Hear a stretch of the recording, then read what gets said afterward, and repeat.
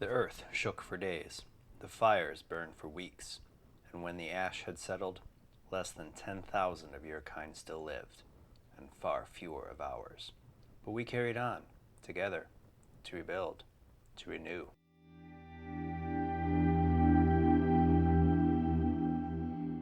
Hello, and welcome to Visions of the Past, an Assassin's Creed lore podcast. My name is Andrew, and I'm glad to see that you have found this podcast. Today, we're going to talk about what Jupiter was talking about in that opening quote, the Great Catastrophe. Before we get into what the Great Catastrophe was, we first need to know where the information on it came from. We never see the event outright, but the information that we do have on it came from the Essential Guide, Assassin's Creed Initiates, Assassin's Creed 2, and Assassin's Creed Revelations, with the solutions to it being talked about in Assassin's Creed 3 and Assassin's Creed 4, Black Flag. The first thing we should talk about with the Great Catastrophe is exactly what it was. Going by a number of names, including the First Disaster, the Toba Disaster, the Toba Catastrophe, and the First Catastrophe. The Great Catastrophe was a coronal mass ejection that dated back to 75,000 BC. This mass ejection ended up flipping the polarity of the Earth's magnetic field and exposing the planet to the sun's radiation. Earth burned for weeks afterwards, and along with the earthquakes, ravaged what remained. When everything subsided, the surface of the Earth was rendered barren, and less than 10,000 humans and quote-unquote far fewer members of the Isu had survived. It's interesting that this happened at all with how advanced the Isu were. We have seen them create artifacts that can heal wounds almost instantly and control human minds. So how is it that this coronal mass ejection even came close to affecting the Earth? Why is it they didn't have a way or find a way to stop it? Well, when this catastrophe hit, the Isu were embroiled in a war with humanity. This war had been raging for 10 years after Adam and Eve escaped from the city of Eden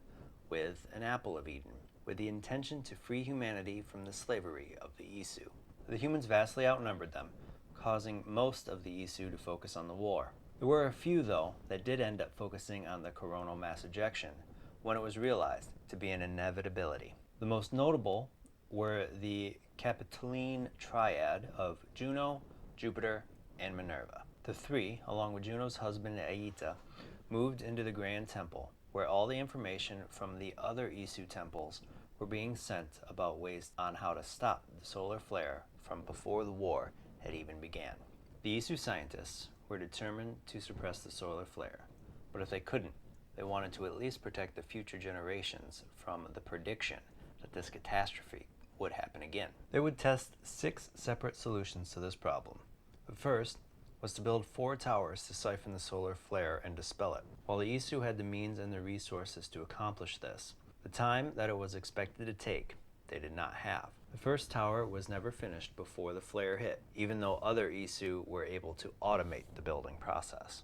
The second solution was to enhance the rings of Eden, pieces of Eden that emitted a personal force field meant to repel metal. The idea was that if they could take the principle behind the technology to create a magnetic force field around the entire planet, that it would be protected. The result was on a scale that proved too large to construct and would have been infeasible. Even when they started to reduce the capacity of the force field, they realized that it would have been too costly to even save one city with it. The third was discovered while using an apple of Eden on humans. If enough of them were told to believe an idea, it would take form in reality. So the idea behind the third solution was to launch an apple of Eden into orbit and aim it at the planet and command all the humans to think, make us safe. This thought, in theory, would take form to protect the Earth. The problem was actually being able to aim the apple in the right direction, and then to convey the proper message.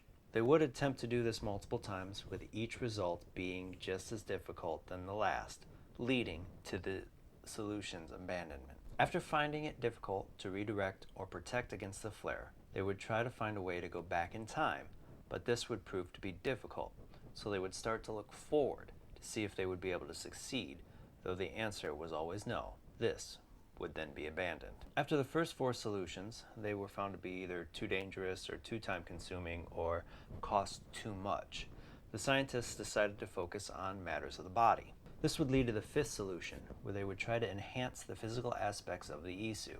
If they could transform their bodies into something that could withstand the hostile environment, they could survive. Juno's husband, Aida, volunteered to test the method, and within an instant, his mind degenerated and he became catatonic. He was able to gather enough will, though, to ask Juno to euthanize him, which she would eventually end up doing.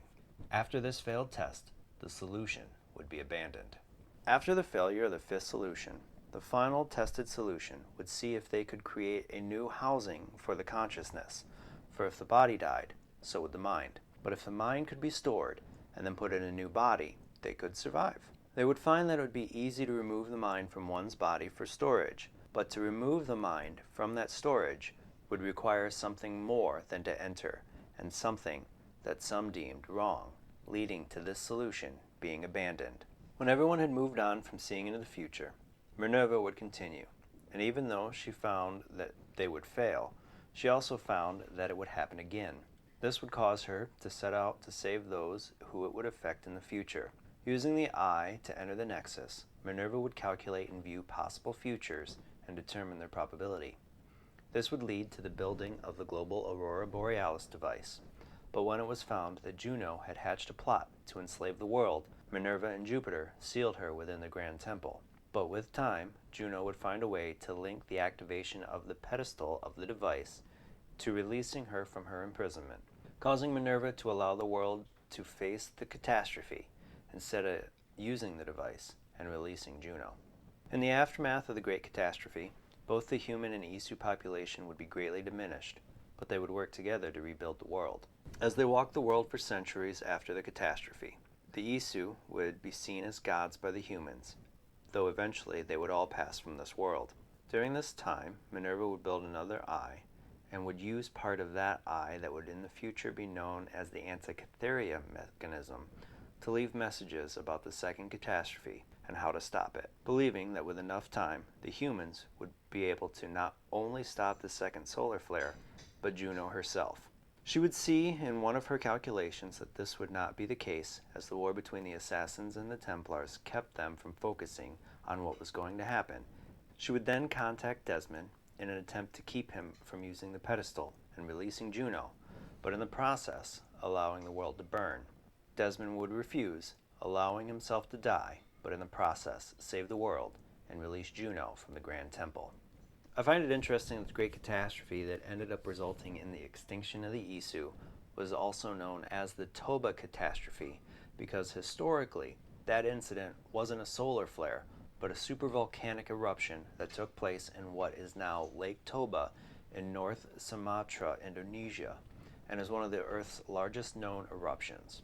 It is known as a catastrophe because of the theory that the eruption caused a global winter that lasted 6 to 10 years and then had a 1,000-year cooling period that would have caused a reduction in the human population to somewhere between 3,000 and 10,000 individuals, and is supported by some genetic evidence that suggests today's humans are descended from a very small population of between 1,000 and 10,000 breeding pairs that existed about 70,000 years ago. I enjoy this event in Assassin's Creed history not because it led to the extinction of the Isu or the drastic drop in the human population, but because of what it represents. Something within human history that is known to have happened, but was changed to where it could be plausible within this universe. Prehistoric events and conspiracy theories are the best for these kind of stories, and it really leads into the idea that history is written by the victors, and what we learn might be lies to show people or events in a better light than what had really happened. While we don't know definitively if the supervolcanic eruption led to a volcanic winter, as some theories dispute it, it does work perfectly in this context to end the Isu era and to give rise to the era of humanity. Thank you for joining me today. Feel free to subscribe to the podcast, and if you have any questions about Assassin's Creed or topics that you would like me to cover, please feel free to hit me up on Twitter at visions_AC, a link to which will be in the description of this podcast. Until next time, my assassin friends, make sure to follow the creed, and to those Templars listening, may the Father of Understanding guide you.